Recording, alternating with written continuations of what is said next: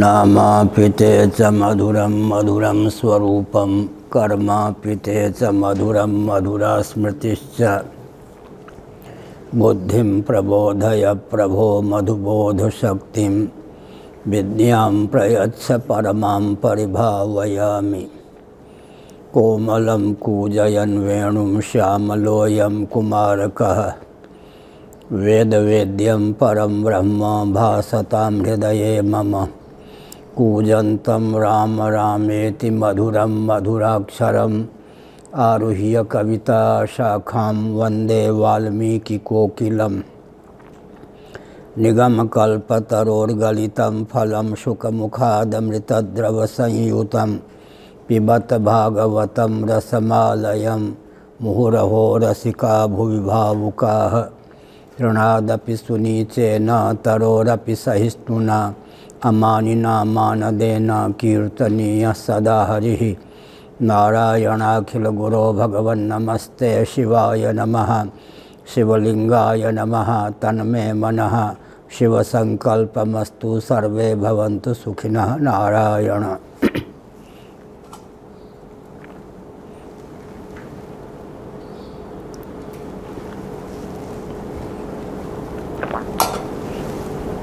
श्रीमद्भागवत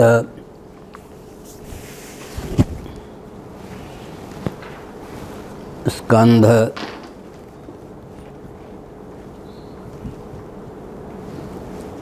6 अध्याय 18 श्लोक 10।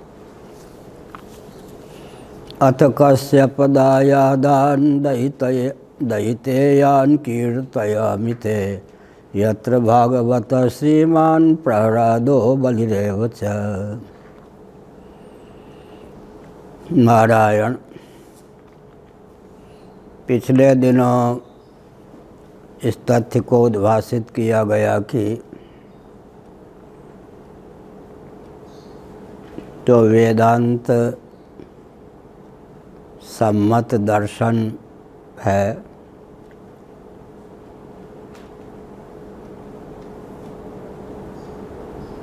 उसे चरितार्थ करने के लिए सृष्टि की संरचना होती है। सृष्टि में सन्निहित इतिहास भी दार्शनिक तथ्य की उज्ज्वल अभिव्यक्ति ही सिद्ध है।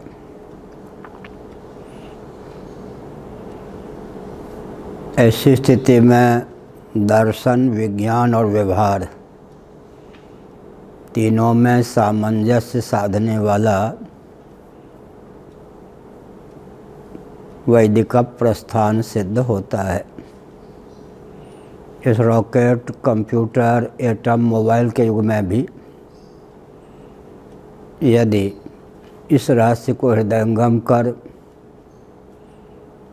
देश काल परिस्थिति के अनुरूप दर्शन, विज्ञान और व्यवहार में सामंजस्य साध कर लिखा जाए, बोला जाए और अपने जीवन का नियमन किया जाए तो सर्वविध उत्कर्ष सुनिश्चित है।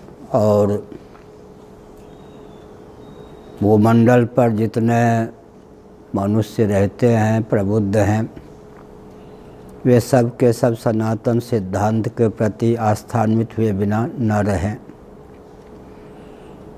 गुरुकुल की शिक्षा पद्धति प्रणाली का षड्यंत्र पूर्वक स्वतंत्र भारत में उच्छेद किया गया। यही कारण है कि विश्व स्तर पर प्रत्येक वाद और तंत्र में अपकर्ष हुआ है और भारत के तो अस्तित्व और आदर्श का ही विलोप लगभग परिलक्षित है। ऐसी स्थिति में उज्ज्वल शासन तंत्र भारत को सुलभ हो और व्यासपीठ अपनी महिमा को पुनः उद्दीप्त करने में समर्थ हो, अत्यंत आवश्यक है। भगवत्पाद शिवावतार शंकराचार्य महाभाग के जीवन की गाथा हम अगर समझ लें तो इस समय भी उज्ज्वल क्रांति की उद्भावना संभव है। भगवान शंकराचार्य महाभाग ने अवैदिकों के हाथ में शासन तंत्र और व्यास तंत्र को देखा, साथ ही साथ उन्होंने सूक्ष्मता पूर्वक यह भी अवलोकन किया कि हमारे यहाँ संघ, शक्ति, धर्म, अध्यात्म को जो महत्व प्राप्त था उसका अपकर्ष हुआ। बौद्धों ने अपने ढंग से संघ बल को अपना लिया। उनकी मान्यता के अनुसार उन्होंने धर्म को भी अपनाया और अध्यात्म को भी उन्होंने अपने ढंग से आत्मसात कर लिया। भगवत पाद शंकराचार्य महाभाग ने क्या किया? बौद्ध सम्राट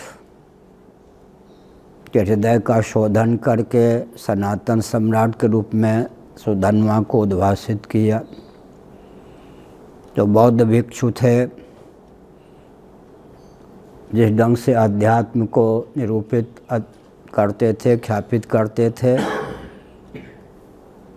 उसमें जितने अंशों में वेद विमुखता थी उतने अंशों का मार्जन करके नैरात्म्यवाद का उच्छेद करके सनातन औपनिषद सिद्धांत को प्रतिष्ठित किया। विकल्पना निरधिष्ठान नहीं होती, बाध असाक्षिक नहीं होता, नाश निरन्वय नहीं होता, उत्पत्ति असन्मूलक नहीं होती, आत्मा में भेद स्वभाव सिद्ध न होकर औपाधिक होता है। इन सब अकाट्य तथ्यों को दर्शन, विज्ञान, व्यवहार के व्यावहारिक धरातल पर उद्भासित किया।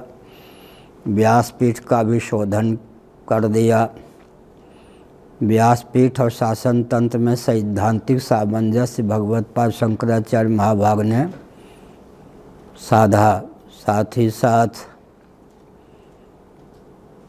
जहाँ उन्होंने कालक्रम से विकृत ज्ञान विज्ञान को शुद्ध किया, विलुप्त ज्ञान विज्ञान को उद्भासित किया, सूत्रात्मक ज्ञान विज्ञान को बृहद किया, वहाँ व्यासपीठ शासन तंत्र का शोधन कर दोनों में सैद्धांतिक सामंजस्य प्रस्थापित किया।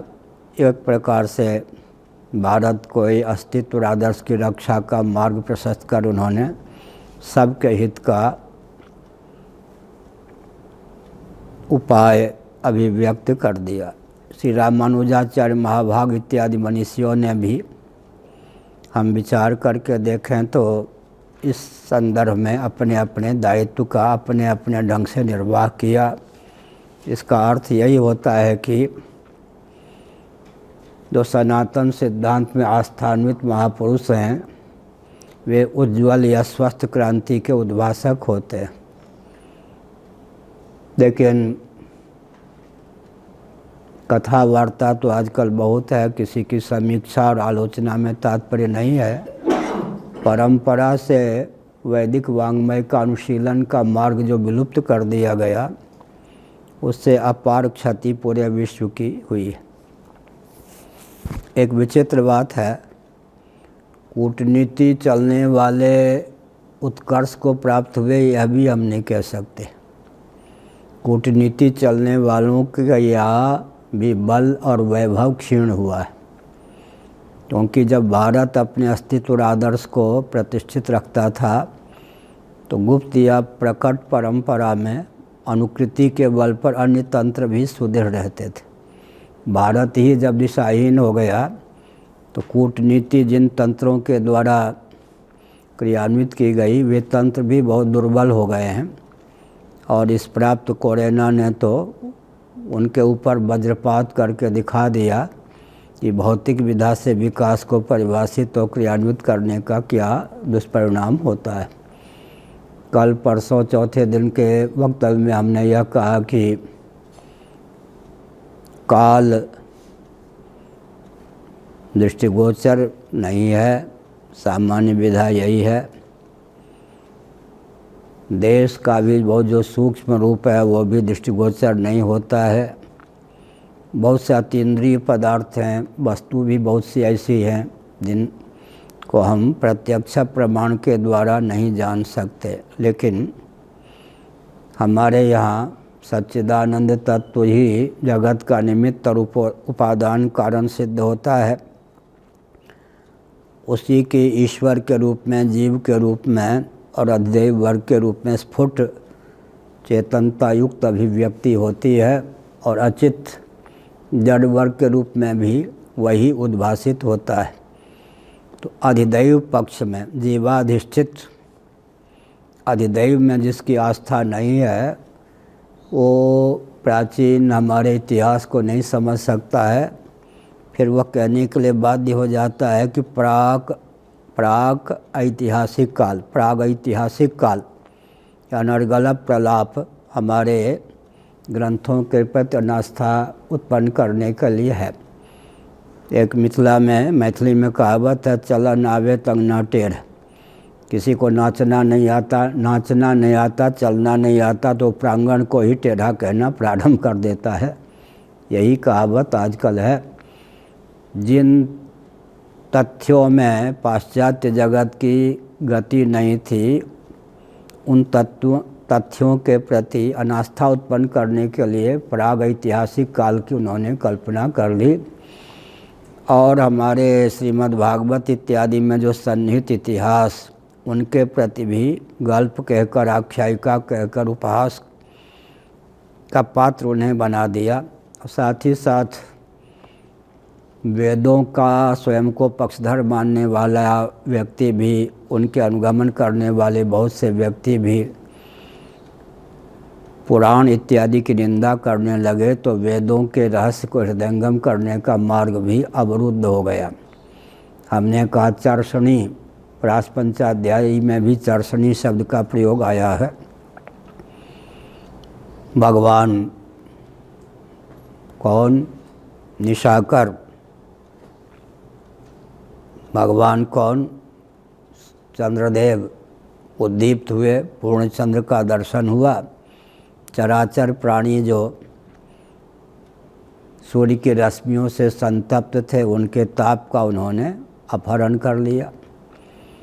तो यहाँ जो चराचर है उसके जो अधिदैव हैं, जो चराचर में आस्थान्वित हैं, तादात्म्यापन्न हैं, या एक प्रकार से स्वयं को ही चराचर प्राणियों के रूप में उद्भासित करते हैं, वे भी किसी की पत्नी बन गए। चर्षणी, इसका मतलब यहाँ पर किसी की पत्नी का नाम हो तो भी किसी न किसी की बेटी तो सिद्ध होती है ना।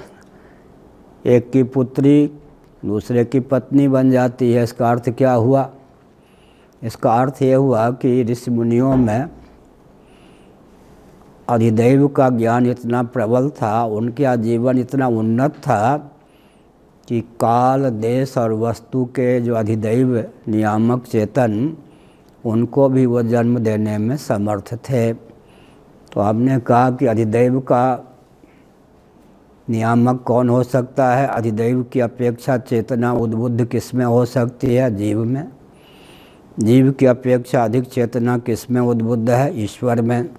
और स्वयं चित धातु कौन है? ब्रह्म तत्व। विषय करण सुरजीव समेता, सकल एकते एक सचेता, सबकर परम प्रकाशक जोई, राम अनादि अवधपद सोई। तो जीव दंपति, पति पत्नी के रूप में अभिव्यक्त जो जीव, उसने क्या किया? जितने उन्नत वो जीव थे दंपति के रूप में, पति पत्नी के रूप में, उन्होंने अधिदैव को लाला और लाली बना लिया, पुत्र पुत्री के रूप में जन्म दिया। बहुत ऊंची बात है। ये भौतिकवादी जो है, ये विकास के नाम पर भूत प्रेत पिशाच कोटि के प्राणियों को ही लाला लाली बनाने में समर्थ। आजकल यही हो रहा है। एक दिन हमने कहा था कि धर्म कामश्च कालश्च वसुर वासुकिरेवच अनंत कपिलश्चैव सप्तैते धरणीधराः। पृथ्वी के जो धारक तत्व हैं, वैज्ञानिक सम्मेलन में कहा था कि पृथ्वी के जो धारक तत्व हैं, और अर्थ को लेकर जो सम्मेलन चला था, गोष्ठी चली थी, उसमें भी कहा था पृथ्वी के जो धारक तत्व हैं उन्हीं का विलोप हो रहा है। तो हनुमान जी ने जो एक गाथा प्रस्तुत की, उत्तम सेवक कौन है, वाल्मीकि रामायण। स्वामी जितना संकेत करे, आदेश दे, उपदेश दे, उसको हृदयंगम करके स्वामी के अतिरिक्त कार्य को भी साध ले। अपेक्षित कार्य की पूर्ति करते करते अतिरिक्त कार्य को भी साध ले, उत्तम सेवक का काम है।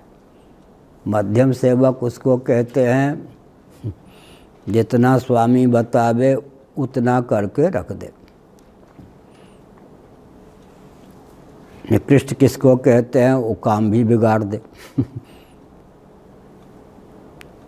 तो हनुमान जी को लंका जलाने की बात तो नहीं कही गई थी, लेकिन भगवान राम के कार्य में जहाँ जहाँ अवरोध रोड़े की प्राप्ति हो सकती थी, उसको क्या किया उन्होंने, हटा दिया।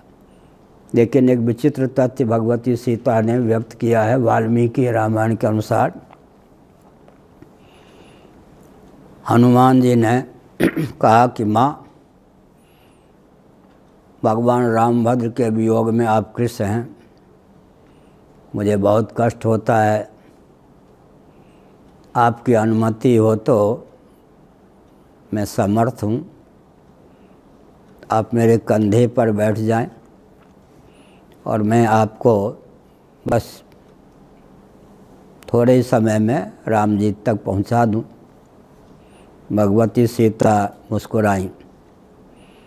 उन्होंने कहा कि देखो, तुम्हारा भाव अच्छा है, नैष्ठिका ब्रह्मचारी हो, पवित्र हो, दिव्य हो, लेकिन मैं पर पुरुष के कंधे पर बैठ के जाऊँ, मेरे सतीत्व के विरुद्ध है।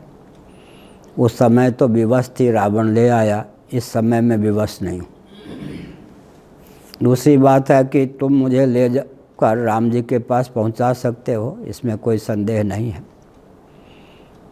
लेकिन हनुमान जी सुन लो, जो कार्य स्वामी के द्वारा ही होना चाहिए, सेवक समर्थ होने पर भी उस कार्य को न करे। स्वामी के यश का अपकर्ष होगा या नहीं। तुम सेवक हो राम जी के, तुम अगर रावण को भी मारने में समर्थ हो। हम तुलसीदास जी तो बहुत मर्यादा की सीमा में कलयुग की धारा को देखते हुए छिपा कर तथ्य लिखते हैं। न रावण शास्त्रम में युद्धे प्रतिबलम भवेत, वाल्मीकि रामायण में हनुमान जी ने दहाड़ के हुए कहा। यहाँ तो हनुमान जी मानो अपने नाम को भी छिपाते हैं, पराक्रम को भी छिपाते हैं।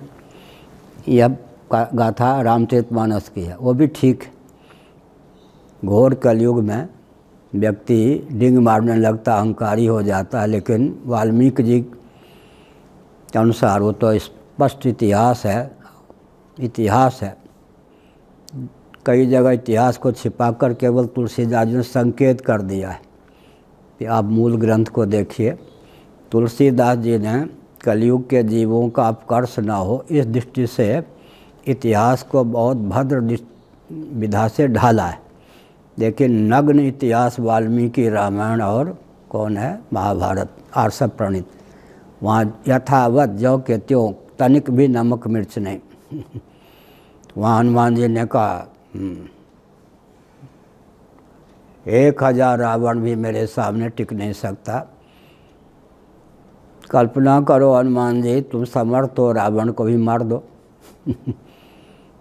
और मुझे राम जी तक पहुंचाने में भी समर्थ हो। लेकिन राम जी के अवतार का प्रयोजन ही तो चरितार्थ नहीं होगा। मैं भी तो समर्थ हूँ ना, लंका को डला दूँ किसी तक, कहीं भी, मैं क्या समर्थ हूँ। लेकिन राम जी की उज्ज्वल कीर्ति, उनके अवतार का जो प्रयोजन है भूभार हरण, उसमें मैं निमित्त हूँ। यथा नियुक्तोस्मि तथा करोमि। अब तुम समर्थ होने पर भी अगर मुझे ले जाओगे और मैं तुम्हारे कहने पर राम जी तक पहुंच जाऊं, राम जी से मिलना मुख्य प्रयोजन नहीं है, राम जी के अवतार को, ये प्रयोजन को सिद्ध करना मुख्य है। तो हनुमान जी गांठ बांध लो, सेवक समर्थ होने पर भी जो कार्य स्वामी को ही करना चाहिए, जिसका श्रेय स्वामी को ही मिलना चाहिए, वो स्वयं न कर ले। एक बार कुछ हमारे आचार्य चरण पूर्वाचार्य महाभाग पद पर थे, राजस्थान की घटना हो सकती है जहाँ तक मुझे ध्यान है, चातुर्मास्य की, कुछ अस्वस्थ सरीखे थे और मंच पर बैठे हुए थे। तो उनके पूर्वाश्रम की दृष्टि से बहुत योग्य चिरंजीव भी वहाँ बैठे थे। पिता पुत्र का संबंध होने पर भी अपने पिता के स्वभाव को नहीं परख पाए थे। हमसे कहा बड़ी सभा में, स्वामी जी महाराज इतने अस्वस्थ हैं, मंच पर बैठे हैं, आप समर्थ हैं, मैं समर्थ हूँ, महाराज जी को प्रवचन का कष्ट क्यों देते हैं, आप बोलें मैं बोलूं। और दैवयोग से द्वादशी तिथि थी, तो पुराण की कथा न कहने के कारण प्रश्नोत्तर का क्रम चलाया था। फिर उन्होंने घोषणा कर दी, बड़े चिरंजीव ने, जो जो पर्चा लाए हैं प्रश्न हमको दे दें, हम उत्तर देंगे।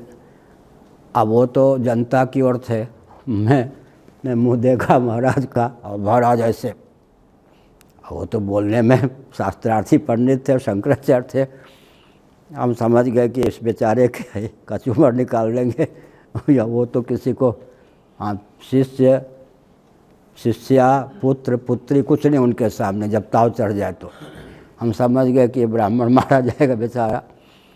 2-3 प्रश्नों का उत्तर दे दिया। अब बार बार हमारी ओर कहें, आप समर्थ हैं, ऐसे अवसर पर महाराज को कष्ट मत दिया करिए, महाराज अगर मंच पे आ भी जाते हैं तो प्रवचन हम करें आप करें, महाराज को कष्ट मत दिया करिए। महाराज ने कहा, भाग सभा से निकल, कान पकड़ के इसको भगा कोई वो तो बेचारे कांपने लग गई है, क्या हुआ तो अच्छा तो यहाँ रहता भी है तो मेरे सामने मत आना, मुँह मत दिखाना। उसकी बड़ी सभा में, बहुत ऊंचे विद्वान, बड़ी सभा में, वहाँ न बेटा वो देखे न बाप अपने को देखा, वो तो त्योरी चढ़ गई तो चढ़ गई। तो हमने क्या, उससे भी ये निष्कर्ष निकला, जो पिता को श्रेय मिलना चाहिए, जो गुरु को श्रेय मिलना चाहिए, अगर पुत्र या शिष्य स्वयं ही श्रेय लेना चाहे तो कोप का पात्र बन जाता है। तो हमने एक संकेत किया। तो यहाँ निरूपण ये चल रहा था कि हमारे यहाँ अधिदैव की दृष्टि से, अधिदैव के दृष्टि से सबकी चिन्मयता है, भगवान चित स्वरूप हैं। तो ये जो समर्थ थे, कौन समर्थ थे? ऋषि मुनि, क्योंकि देवता को पुत्र बनाने की, देवियों को पुत्री बनाने की क्षमता किसमें हो? तो देवता से अधिक उद्दीप्त हो। कश्यप जी को प्रजापति क्यों कहा गया? वो साक्षात जीव तत्व के अवतार माने गए हैं। दार्शनिक धरातल पर जो सप्तर्षि हैं, सप्तर्षि 5 ज्ञानेंद्रिय मन बुद्धि, ये 7 के अवतार हैं। वो हमारे यहाँ जो 5 ज्ञानेंद्रिय और मनोमय कोश विज्ञानमय कोश की दृष्टि से अंतःकरण के 2 भेद हैं, मन बुद्धि, इन 7 के वो अवतार हैं। तो जो जो हमारे यहाँ तत्व हैं, उन सब तत्वों में तादात्म्यापन अधिदैव अथवा अधिदैव के द्वार से तादात्म्यापन जीव का अवतार माना गया।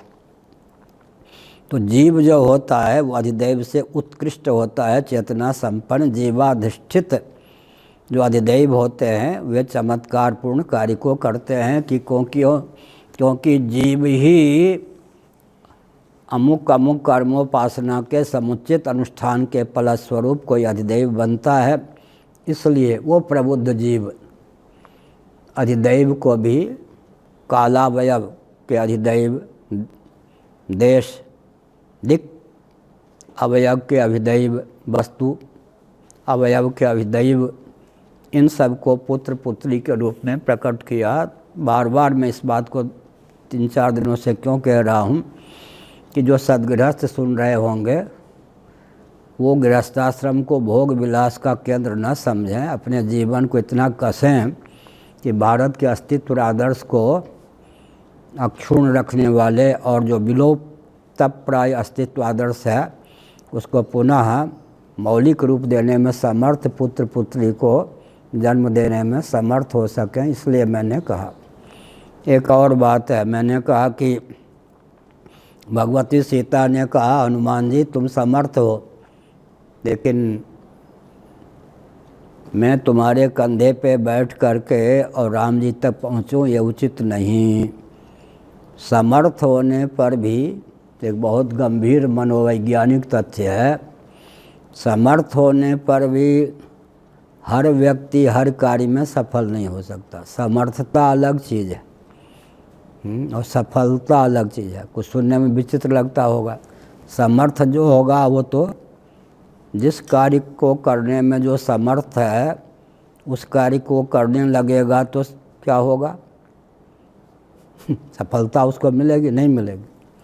वहाँ देखना चाहिए कि समर्थ होता हुआ भी इस कार्य में मैं निमित्त ईश्वर की ओर से बनाया गया या नहीं। महाभारत का अंतरंग मनोविज्ञान है इन सब ग्रंथों का। समर्थता ही सफलता में हेतु नहीं है। समर्थता के साथ साथ जिस कार्य की सिद्धि में जो निमित्त है उसके अतिरिक्त व्यक्ति समर्थ होने पर भी उसमें हाथ लगा दे तो असफल हो जाएगा। एक महाभारत की आख्यायिका है, महाभारत का इतिहास है।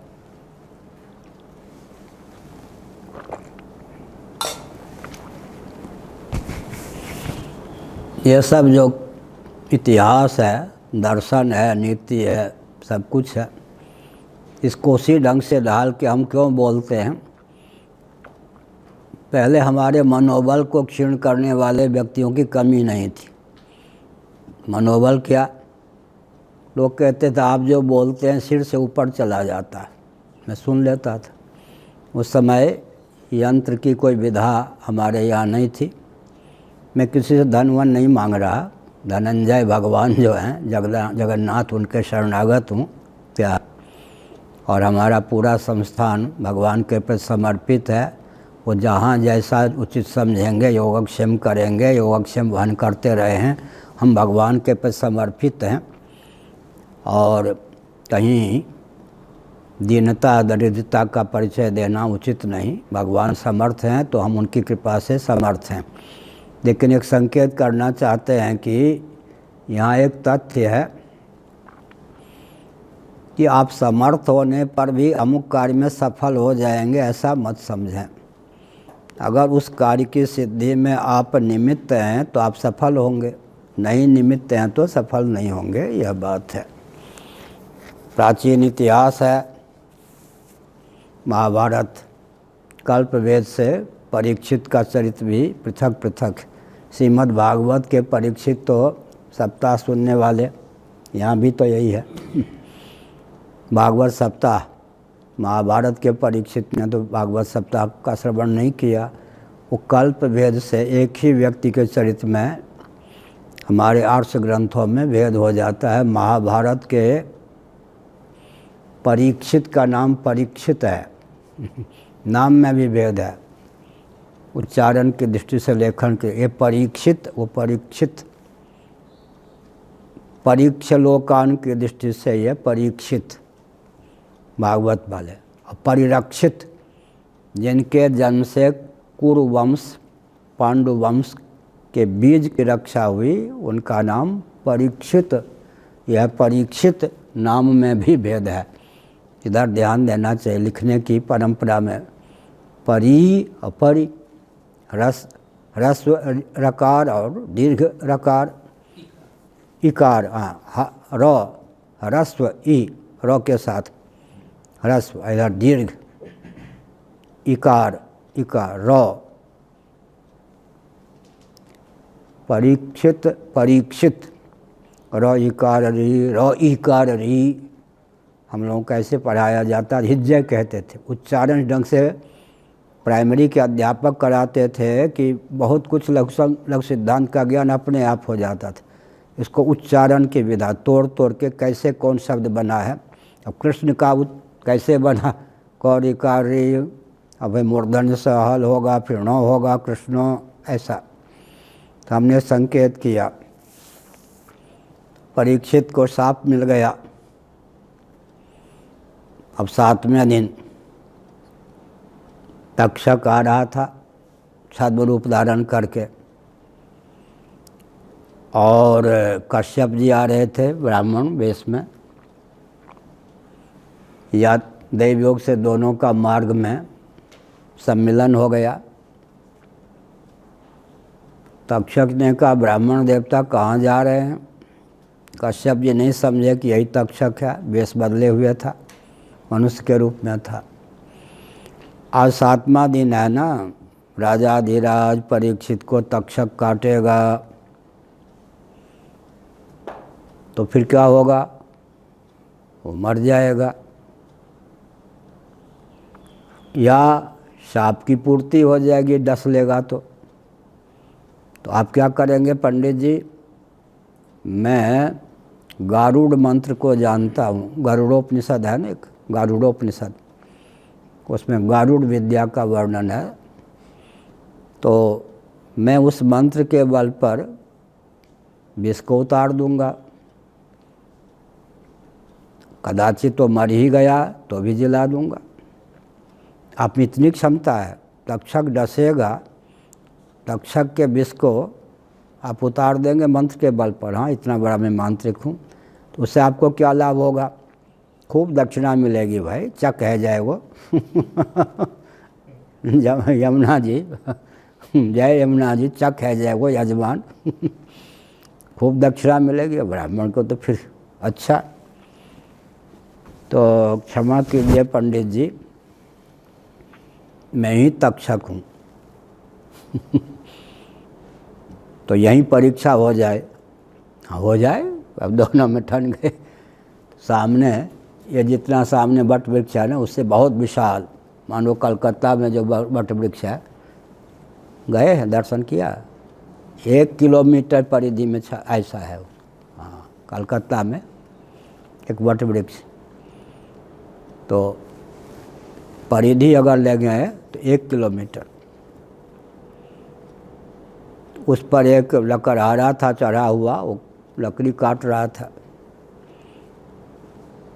तो हो जाए, अपनी अपनी शक्ति आजमा लो। कश्यप जी ने कहा, तुम इसको डसो। फूक जैसे किया, तो लकड़हारा, उसके कुल्हाड़ी और पूरा वृक्ष, शाखा प्रशाखा पत्र सब के सब खाक हो गए, एकदम जल के राख। तक्षक ने अपना प्रभाव दिखा दिया। महाभारत। हाँ पंडित जी, अब आप यथावत कर दीजिए। जो वृक्ष जैसा, ये वट वृक्ष जैसा था, यथावत। हाँ। सुरेश जी यथावत। उधर भी हाँ, यथावत। तो यथावत हो जाइए, पूर्व श्रोता सो जाइए, एकदम यथावत। इस वृक्ष को लकड़हारे के सहित उसके हाथ में कुल्हाड़ी, ज्यों के त्यों। बस फिर क्या था? कौन? कश्यप महर्षि ने मंत्र का प्रयोग किया, गारुड़ मंत्र, और वो ज्यों के त्यों हो गया। तक्षक ने कहा, लोहा तो मानना पड़ेगा, लेकिन अब कहा, पंडित जी फिर भी आप सफल नहीं होंगे। तो हाथ कंगन को आरसी क्या? मुहावरा, फ्रेज कहते हैं। हाथ कंगन को आरसी क्या? तीसरे वो हैं, हाथ कंगन को आरसी क्या? अरे देख लिया ना तुमने, जला दिया, विशाल वृक्ष को जला दिया, लकड़हारे को जला दिया, उसके कुठार को जला दिया, और मैंने यथावत, कोई डुप्लीकेट नहीं।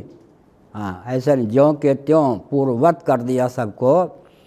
अब मेरी क्या परीक्षा लेगा? उन्होंने कहा, पंडित जी फिर भी आप सफल नहीं होंगे। मैं आपको दक्षिणा दे देता हूँ, लौट जाइए। दक्षिणा चाहिए ना, खूब धन ले लीजिए, जितना परीक्षित के दरबार में मिलने हैं उससे ज़्यादा, मिलने की संभावना उससे ज़्यादा। मैं कल सफल क्यों नहीं हूँगा जब समर्थ हूँ? तो मैंने कहा ना, समर्थता और सफलता में सर्वत्र एक वाक्यता नहीं है। समर्थ होकर भी कोई कोई किसी काम में सफल नहीं हो सकता, बहुत गंभीर रहस्य है। आप दिव्य दृष्टि से देखिए, वास्तव में तो कश्यप जी के वंश में ही ये तक्षक आते हैं ना प्रकारांतर से, ये नाग है, सब तो उन्हीं की परंपरा में। मान लो कोई दूसरे कश्यप रहे होंगे तो भी कोई बात नहीं। सुनिए, आप दिव्य दृष्टि से देखिए, ये जो परीक्षित है, इसको जो शाप मिला है, तक्षक डसेगा इतना ही नहीं है, तक्षक के डसने से ही जीवन का समापन होगा, मर जाएगा। ये उसकी रेखा में है। कहते हैं ना, मार्केस, छोटा मोटा जो आघात होता है उसको तो अनुष्ठान के द्वारा दूर कर सकते हैं, लेकिन ऐसा मारक योग जिसके निमित्त से ही किसी को मरना हो, वहाँ पर कोई तांत्रिक मांत्रिक की दाल नहीं गल सकती। आप दिव्य दृष्टि से देखिए, यह जो परीक्षित है, मेरे डसने से ही मरेगा, माने इसकी आयु मेरे हाथ में है, मैं डसूंगा ये मरेगा, फिर कोई जिलाने में समर्थ नहीं होगा। यदि इसका जीवन क्या बीच में केवल मार्केस होता तब तो आप जिला देते, लेकिन उसके तो प्रारंभ में लिखा है मेरे डसने से ही वो मरेगा, फिर परीक्षित शरीर में कभी आ ही नहीं सकता है, अगले जन्म में जो कुछ हो।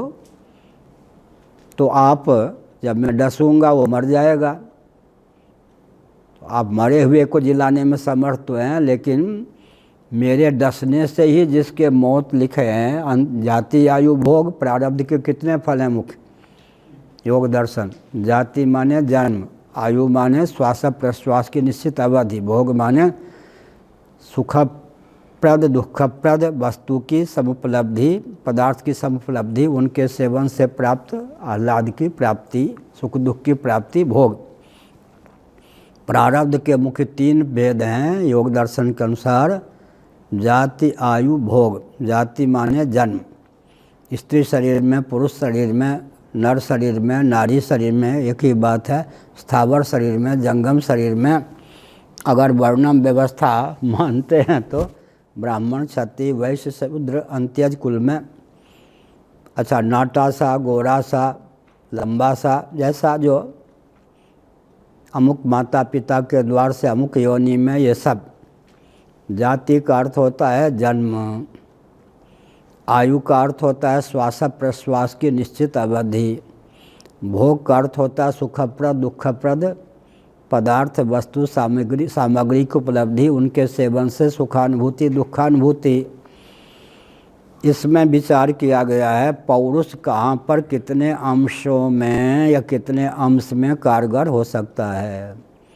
जाति तो जन्म जो होना था हो गया, उस पर क्या करेंगे जिस कुल में जन्म होना था वो हो ही गया। जाति पर अब तो कोई बस नहीं ना, तो हो गया। बहुत बढ़िया वाल्मीकि रामायण में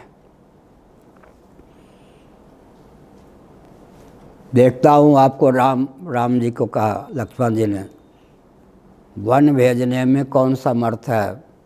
भले ही पिताजी ने उन्मत्त होकर वरदान दे दिया हो, पिता भी सामने आ जाएंगे तो मेरे हाथ में धनुष बाण है। लक्ष्मण जी ठहरे। हाँ, भरत नंजाल में है, भले ही कूटनीति उसकी रही हो, वो भी आ जाएगा तो मैं मजा चखा दूंगा एकदम। आप किसी भी कीमत पर वन में नहीं जाएंगे, ये सब कहा। प्रारब्ध भी रोडाट का आवेगा तो उससे भी निपट लूँगा। लक्ष्मण जी ठहरे, शेषनाग के अवतार। राम जी हंसे मुस्कुराए, अरे ज्योतिष इत्यादि रहने दे लक्ष्मण, घटना घट जाए तभी तो ऐसा हो नहीं था घटना घट जाए तब तो होगा ना कि ऐसा हो नहीं था भाई। क्या घटना घट जाए तब तो राजगद्दी की तैयारी और वनवास का उपक्रम कोई तालमेल है क्या घटना घट जाए, बारात निकल रही या दूल्हे या दूल्ही की मौत का योग है, कोई समझ सकता है। घटना घट जाए तब घटना तो घट ही गई, प्रारब्ध को क्या मारोगे। ऐसे अब जन्म पर हमारा बस क्या चलेगा। जिस कुल में जैसे जन्म होना था वो हो ही गया। अब दो बच गए, कौन कौन? आयु और भोग। आयु और भोग, इन पर किसी अंश में दाल गल सकती है। पौरुष के विषय कौन हो गए? आयु और भोग। श्वास प्रश्वास की निश्चित अवधि, संयम के द्वारा, समाधि के द्वारा इन पर संयम प्राप्त हो सकता है। देवता के वरदान के द्वारा, पूज्य स्वामी अखंडानंद महाराज कहते थे, उनके पितामह बहुत बड़े ज्योतिषी, काशी के ज्योतिषियों से भी उन्होंने दिखाया। ये जो हमारा पोता है, पौत्र है, संतुन द्विवेदी नाम था पूज्य स्वामी अखंडानंद महाराज के। कल इन्होंने अमृत महोत्सव का उनका प्रवचन सुनाया हमको। तो उनकी आयु 19 वर्ष की थी, इसलिए पिताजी कुछ बहुत पहले समाप्त हो गए थे, तो पितामह ने जल्दी विवाह करा दिया कि वंश चले। जब इनको सुना दिया गया तुम्हारी आयु कम वर्ष की है, तो मृत्यु के भय से, स्वयं कहते थे, छिपाते नहीं थे, अमुक महात्मा के पास गया। उन्होंने कहा भाई मृत्यु को तो टाल नहीं सकता, लेकिन मृत्यु के भय को मैं दूर कर दूंगा अध्यात्म विद्या से। तो उन्होंने कहा कि मृत्यु के भय ने ही उनको ब्रह्म विद्या और महापुरुषों से जोड़ दिया। लेकिन भगवत कृपा से, संतों कृपा से 19 को 4 से गुणा कीजिए, कितने हो जाएंगे? 76 वर्ष की आयु प्राप्त हुई, तिगुनी आयु बढ़ गई या नहीं। ऐसे ही कभी कभी मर्त्य लोक की आयु क्या है? दिव्य लोक की आयु के रूप में परिवर्तित कर दी जाती है। ऐसा सो वशिष्ठ विधिगत जय छे की, रामचरित मानस में आप गुरुदेव ऐसे हैं जो विधाता माने अपने पिता ब्रह्मा जी की गति लेखनी को भी छेक सकते हैं, अवरुद्ध कर सकते हैं।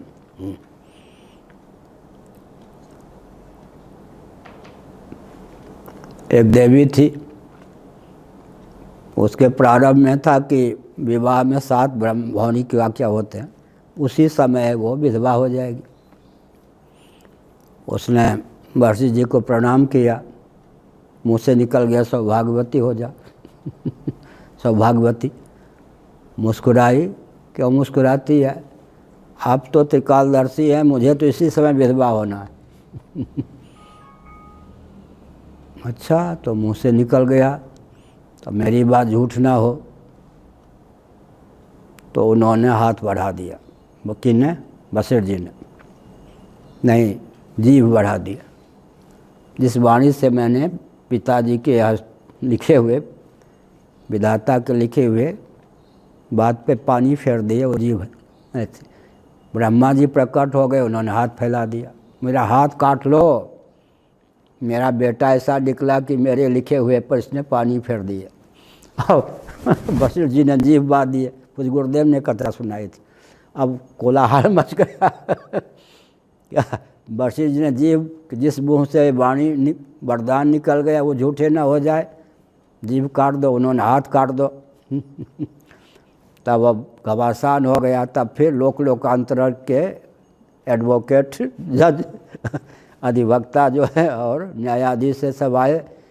फिर हुआ कि मर्त लोक की आयु को अमुक ऊपर के लोग, मनुस्मृति में लिखा है ना, मर्त लोक की कितनी आयु, और पितृलोक में, गंधर्व लोक में, देवलोक में, ब्रह्मलोक में कितनी हो जाती है। जैसे मर्त्य लोक की जो 31,10,40 अरब वर्ष की आयु है, और ब्रह्मलोक में कुल 100 वर्ष हो जाती है। उस समय हुआ कि अमुक लोक के अनुसार इसकी आयु कर दो, ऐसा है। तो इसका अर्थ क्या हुआ? कभी कभी ये भी होता है कि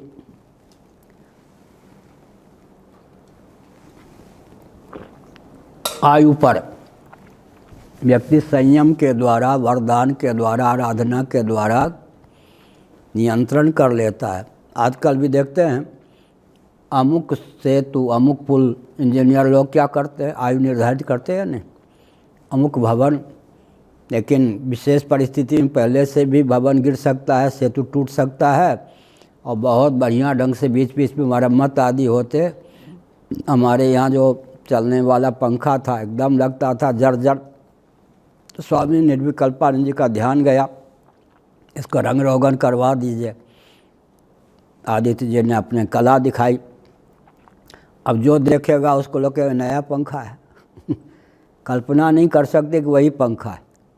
उसके रंग रोपण इतने भव्य लगता, अभी बाजार से खरीद के आया हो। इसीलिए आयु पर पौरुष का प्रभाव हो सकता है। क्या अब कोई समाधि लगा ले तो समाधि में तो आयु की वृद्धि नहीं होती।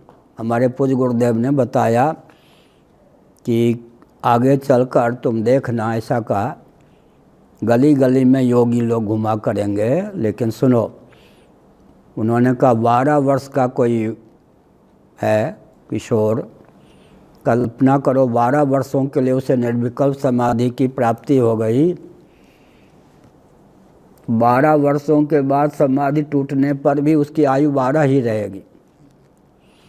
एक जगह मैं बोल रहा था तो गजपति जी भी मंच पर थे, हमारे मुंह से निकला 12 वर्ष निर्विकल्प समाधि हो जाने पर जिसने 12 वर्ष की आयु में समाधि लगाई उसकी आयु कितनी होगी? गजपति जी झटपट बोल गए 24 हमने कहा 24 नहीं 12 ही। और तो देखने लग गए। बहुत समय पहले की बात है, 20-22 साल पहले, उड़ीसा की सभा थी कहीं।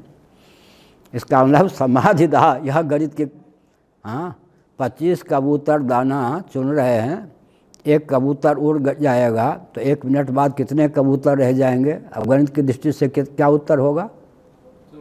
24। वाह, आप तो बहुत बड़े गणितज्ञ। 24 में से 1 कबूतर उड़ गया फिर भी 24 ही रहे बढ़िया भृगु जी है ना। आखिर 25 नहीं कहा, 24 है। 24 कबूतर में 1 कबूतर उड़ गया तो रह कितने गए? कुल कबूतर 24 थे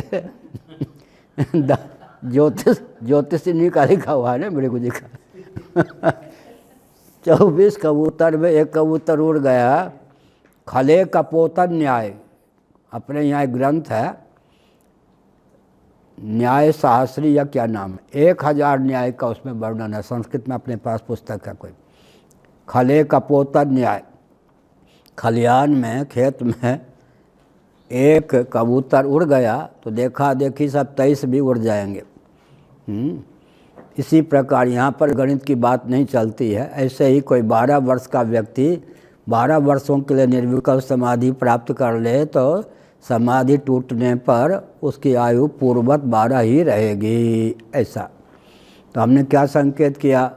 पौरुष आयु पर भी कारगर होता है, सामान्य नियम यह है। अब रह गया भोग। जाति, आयु, भोग, प्रारब्ध के 3 भेद हैं, फल हैं, 3 फल हैं। जाति पर तो नियंत्रण नहीं, वो तो हो ही गया, जन्म होना था हो गया। आयु पर सामान्य नियम यह है कि पौरुष कारगर होता है। और भोग पर सुखप्रद दुखप्रद पदार्थ की समुपलब्धि, उनके सेवन से सुखानुभूति दुखानुभूति, इस पर भी व्यक्ति संयम प्राप्त कर सकता है। सुख दुख में समचित्त के द्वारा, लाभ अलाभ में समचित्तता के द्वारा उस पर भी नियंत्रण कर सकता है। तो पौरुष कहाँ पर कारगर होते हैं? किसी अंश में आयु पर और भोग पर। तो हमने संकेत किया कि ये सब जो जीव अधिदैव को जन्म देने में कौन समर्थ होगा? जीव। तो सब तो जीव हैं, जितने माता पिता सब जीव हैं। जीव होने पर भी जीव नहीं है। विचित्र बात मैं कह रहा हूँ, जीव होने पर भी जीव नहीं है। वो नहीं है जीव। अब कोई स्थूल शरीर में तादात्म्यपन्न है तो जीव होने पर भी कौन है? अन्नमय कोश है। क्या जीव होने पर भी जीव, जीव का स्थान जो है वहीं अगर जीव आ जाए, लिख रहे हैं उंगली से, जीव का जो स्थान है वहीं जीव रहे, कितनी शक्ति उसे प्राप्त होगी? क्या विषय से ऊंचा होगा, करण से ऊंचा होगा। करण माने कर्मेंद्रीय, ज्ञानेंद्रीय, मन, बुद्धि, चित्त, अहंकार। उसके बाद अधिदैव से ऊंचा होगा। अधिदैव का नियामक, करण का नियामक, शरीर का नियामक वो हो जाएगा। तो जीव होने से ही काम नहीं चलता। हम सब जीव हैं, स्थावर प्राणी भी जीव हैं। जीव होते हुए भी जीव नहीं है। क्या एक नाम सुना है? स्त्रैण। नीति शास्त्र में लिखा है स्त्री का संग भी उतना घातक नहीं होता जितना कि स्त्रैण का संग। स्त्री का संग होगा तो उसके नखरे आदि से आज न से कल वैराग्य तो होगा। बुरा न मानो, होली है, दुख दोषानुदर्शनम। लेकिन स्त्रैण जो होगा, स्त्री लंपट, वो इतनी महिमा गाएगा, इतनी महिमा गाएगा कि वो कभी वैराग्य नहीं होने देगा। स्त्री की अपेक्षा स्त्रैण का संग अधिक घातक होता है। तो यहाँ विचित्र बात क्या हुई?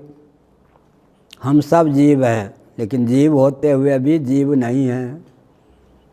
कोई अन्नमय कोश में, यहाँ तो गीता में बहुत विचित्र बात है। पुत्रदार गृहादिषु अभिस्वंग, पुत्रदार गृहादिषु। अब ये सब शरीर के बाहर हैं नहीं। अभिस्वंग माने घन गंभीर आसक्ति, अनात्मा में आत्मबुद्धि अभिनिवेश। पुत्र अपने शरीर से भी बाहर है या नहीं? पत्नी, गृह, पुत्र पत्नी तो कम से कम चेतन है, और गृह जननी जनक बंधु सुत दारा, तन धन भवन सुहृद परिवारा, सबके ममता ताग बटोरी, ममपद मन ही बांधी बटोरी। भवन भी है या नहीं? तो कितना पतन होता है कि भवन में, जड़ वस्तु में, जमीन में, नोटों के बंडल में, सोने में, चांदी में भी तादात्म्यापत्ति हो जाती है। विष्णु आश्रम जी महाराज घटना सुनाते थे। एक योगी थे, उन्होंने अपने शिष्यों से कहा जब मेरा शरीर छूटेगा तो देवताओं के शंख बजने लग जाएंगे, बाजे बजने लग जाएंगे। दैव योग से शरीर छूट गया, ऐसा कुछ नहीं हुआ। लेकिन उनके शिष्य सोचते, जानते थे कि वो झूठ नहीं बोलते थे। तो वो पूर्व दिशा की ओर संत रहते थे, गांव के पश्चिम दिशा की ओर कुछ दूर कोई दूसरे सिद्ध संत रहते थे। उनके पास उनके शिष्य गए कि गुरुजी झूठ तो नहीं बोलते थे, ऐसा कुछ नहीं हुआ। तो उन्होंने कहा कि अच्छा चलता हूँ। वो लेटे लेटे शरीर छोड़े थे, तो देखा कि वो जो रेखा गणित में होते हैं ना, 90 डिग्री ये सब, 60 डिग्री ये सब, आँख खोल के शरीर छूट, आँख खुले आँख में शरीर छोड़ा था। वो ऐसे उन्होंने देखा कि कहाँ ये दोनों आँखों की किरण ऐसे मिलके त्रिकोण बनेगा रेखा गणित की। तो देखा कि सामने बेर का पेड़ था, बहुत पका हुआ, वहाँ जाके ये त्रिकोण बन रहा है। तो समझ गए। उन्होंने कहा सुनो, वो बेर का फल जो है तोड़ ले आओ। तोड़ो, देखा कि उसमें कीड़ा है। उन्होंने कहा यही तुम्हारे गुरुजी दैव योग से, प्रारब्ध योग से देहत्याग के पहले उस बेर पर लेटे हुए थे। प्रारब्ध समाप्त होना था, उस बेर पर दृष्टि चली गई, खाने योग्य है उतने में प्रारब्ध पूरा हो गया। बेर ने वैर का पालन किया। तो उन्होंने कहा कि मेरी आज्ञा है, क्या तुम्हें पाप नहीं लगेगा, इस कीड़े को मार दो। अच्छा महाराज, अब एक जन्म का जो कुटिल प्रारब्ध था ना, एक जन्म जैसे मेरे बनना पड़ा नहीं भरत जी को, वो समाप्त हो गया। बस वो कीड़े का शरीर छूटा नहीं कि हाँ देवताओं के शंख आदि बजने लग गए। क्या एक घटना घटी जन्मभूमि में। कोई थे, एक सतियार है, सती जी का स्थान है, शायद सुना है कि इंदिरा जी ने वहाँ स्थापना की है उनकी या कर रही हैं? इनके पास फ़ोन किनके पास आया था, भृगु जी या किसके पास? यहाँ वो कौन मनसा देवी की स्थापना की है या कर रही हैं, पता नहीं। तो वहाँ की बात थी। पड़ोस में एक धोबी का मकान था, उसकी बेटी विवाहिता अपने मायके में शरीर छोड़ चुकी थी, वो प्रेत हो गई थी। उसको लोगों ने देखा, उसने ढेला फेंका अदृश्य होकर उस प्रांगण में। प्रेत जब ढेला फेंकता है तो चोट नहीं लगती किसी को, उसके निश्चित होते हैं। ढेला दिखाई पड़ेगा फेंकता हुआ, झनझन की आवाज़ आएगी लेकिन चोट नहीं लगेगी। किसी का ध्यान गया तो बहुत लंबा 1 फरलांग दूर वृक्ष था आम का, बहुत लंबा, शाखा कम। तो वहाँ वो प्रकट हो गई, वो जो बेटी मरी थी धोबी की, वो जो के त्यों प्रकट हो गई प्रेत होके। ऐसे क्या? हाँ बिल्कुल। उसे किसी ने कहा इधर आ। सबके सामने 100 उसमें व्याकरणाचार्य इत्यादि भी थे उस समय।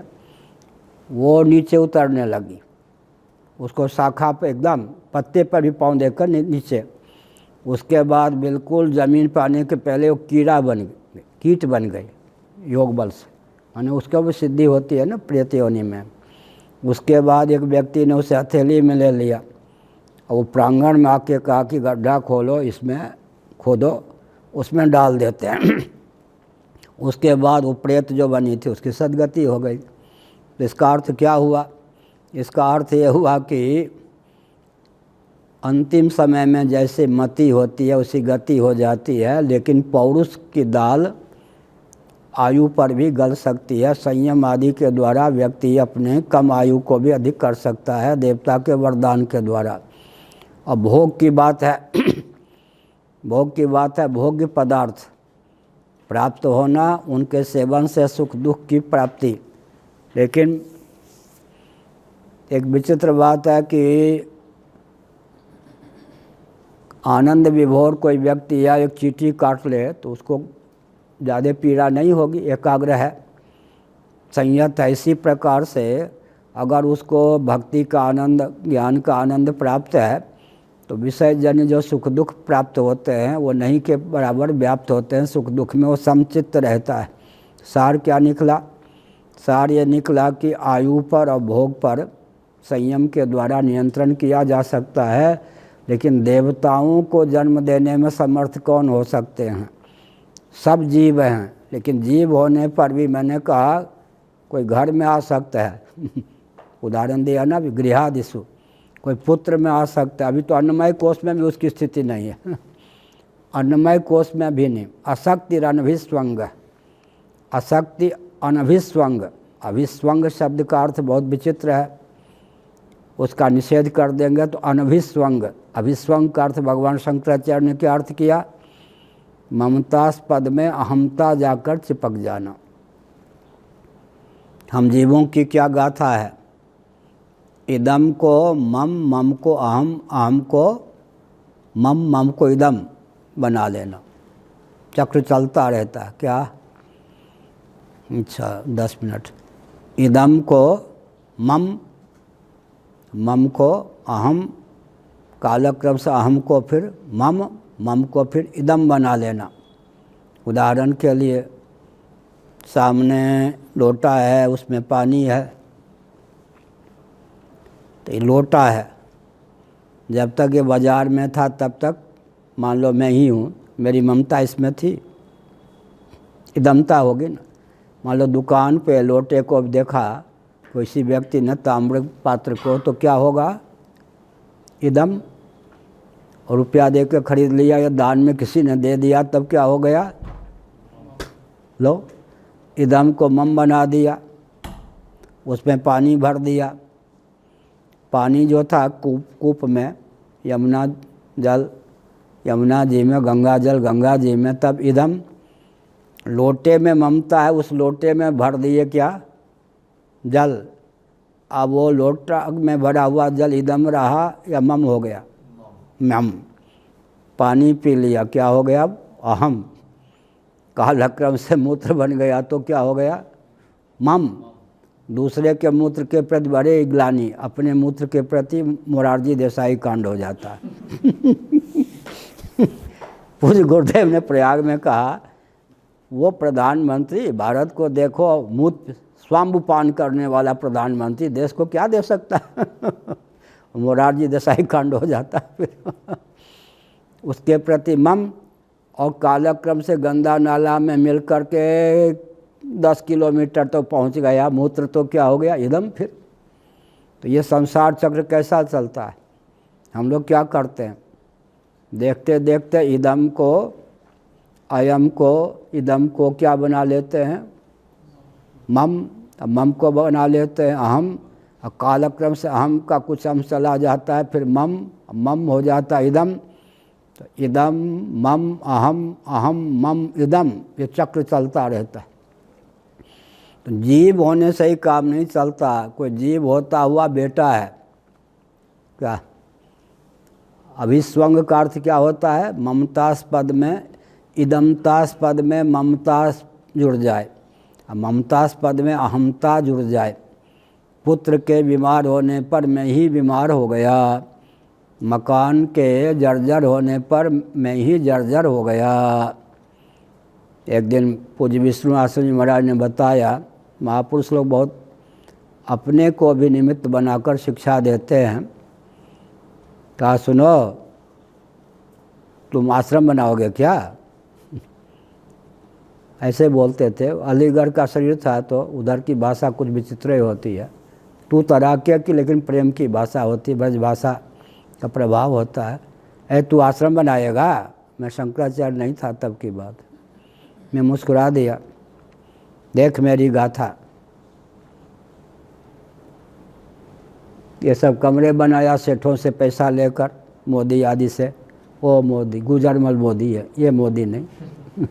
आदि से पैसा लेकर बनाया। हमने कहा फिर जहाँ देखूं कि जाला है बस।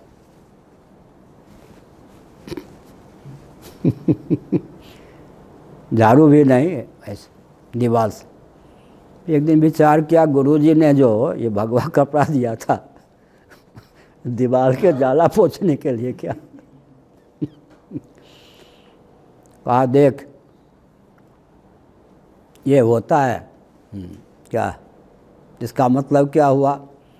इसका मतलब अभिस्वंग का अर्थ होता है इदमतास्पद को ममतास्पद बना लेना, ममतास्पद में अहम जा कर के चिपक जाना।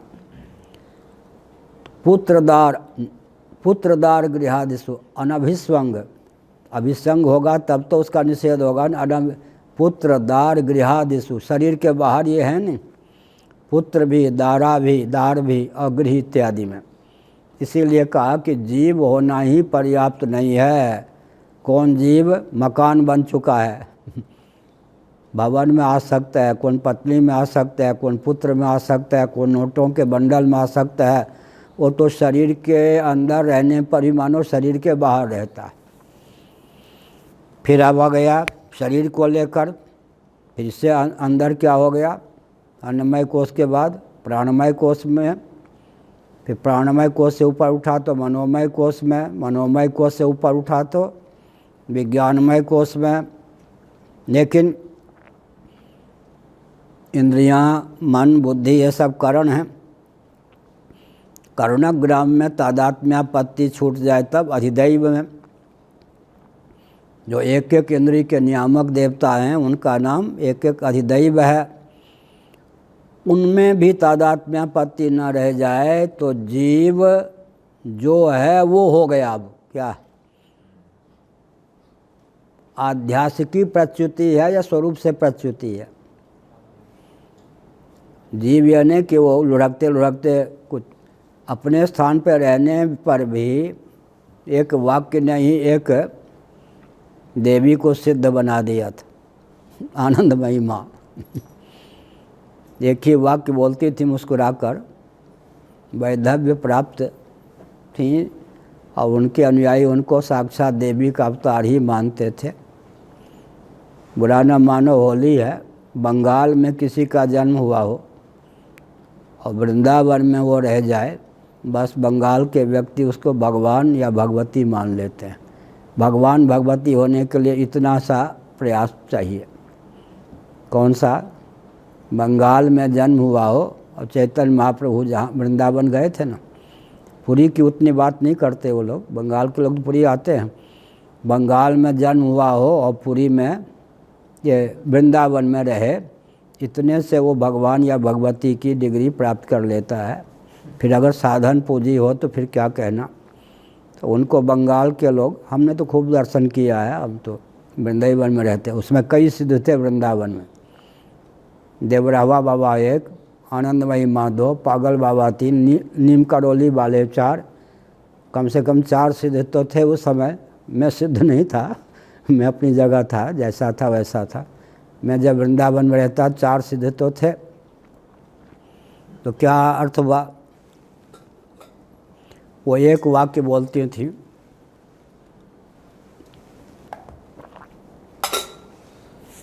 पिताजी या बाबा जी या बाबूजी या साधक जी, आप जहाँ हैं वहाँ से ऐसा ही दिखता है। दूसरा वाक्य बोलती नहीं। महामहोपाध्याय आदि भी लट्टू हो गए तो सिद्ध हैं अंतर्यामी। क्या अध्ययन आदि का बल नहीं था, एक वाक्य उनके पास था, सबको नतमस्तक कराने के लिए वो रामबाण। पिताजी, बाबूजी, लाला जी, लाली जी, बेटी जी, जो भी,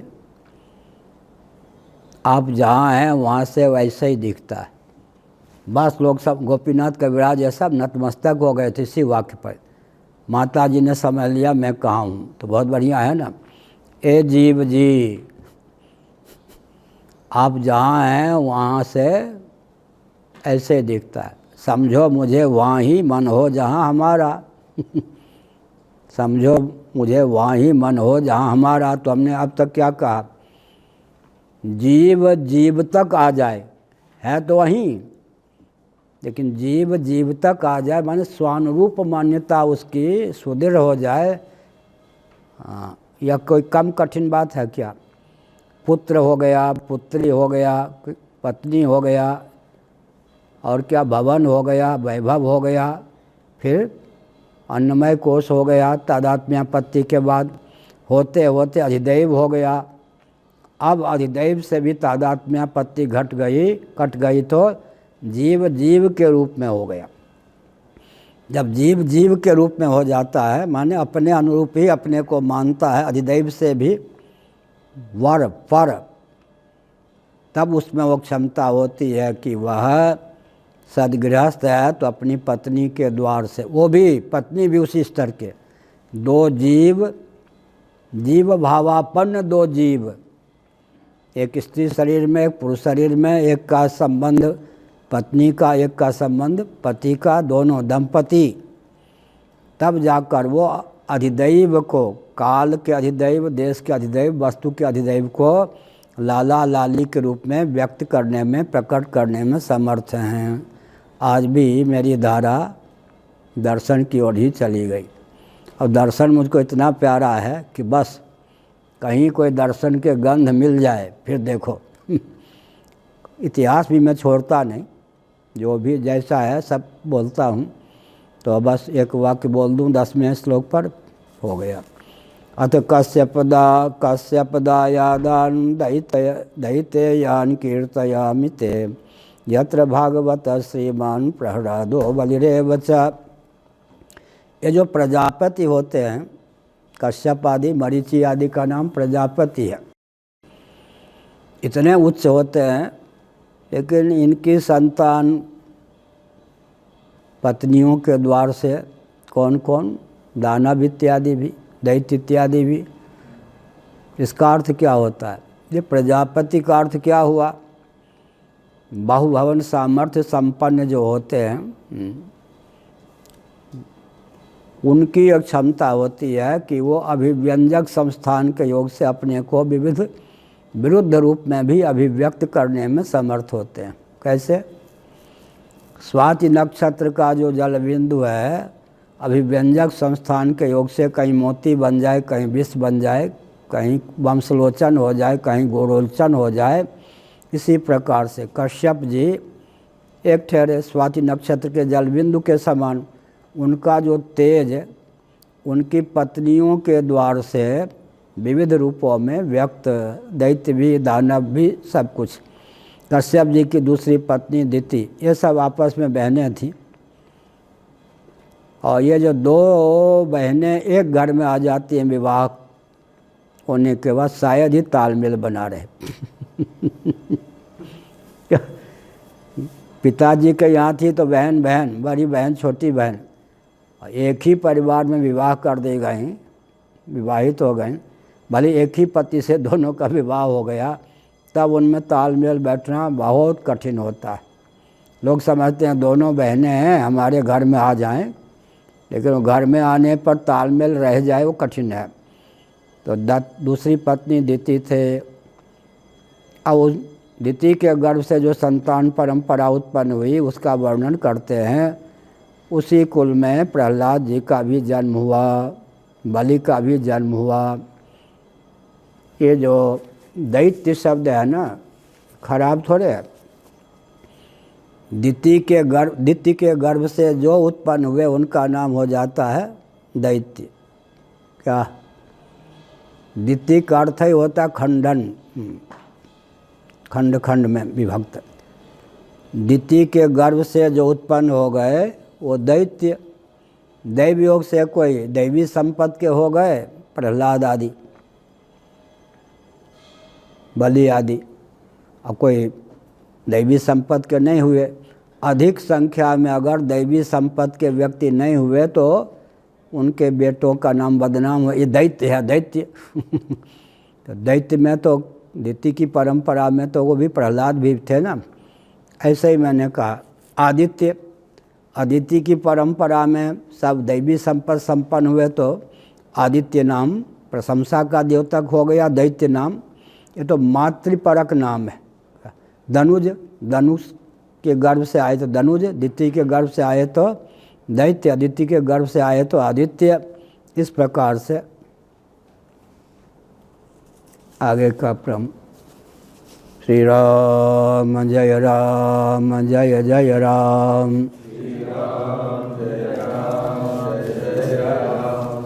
धर्म की अधर्म का प्राणियों में, विश्व का, गौ माता की, गो हत्या, भारत, सर्वभूत हृदय धर्म सम्राट श्री स्वामी करपात्री जी महाराज की, श्री जगन्नाथ महाप्रभु की, श्री बलभद्र महाप्रभु की, भगवती सुभद्रा देवी की। हर हर।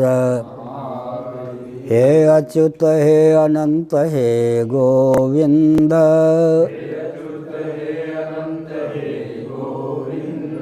हे अच्युत हे अनंत हे गोविंद,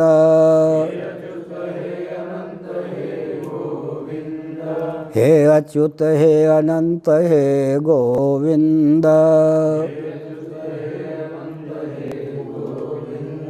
शिव शिव जपत मन आनंद,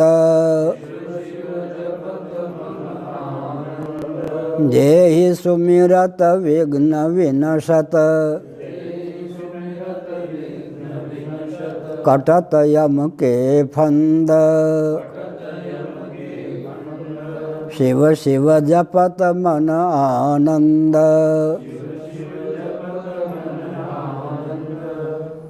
हर हर महादेव।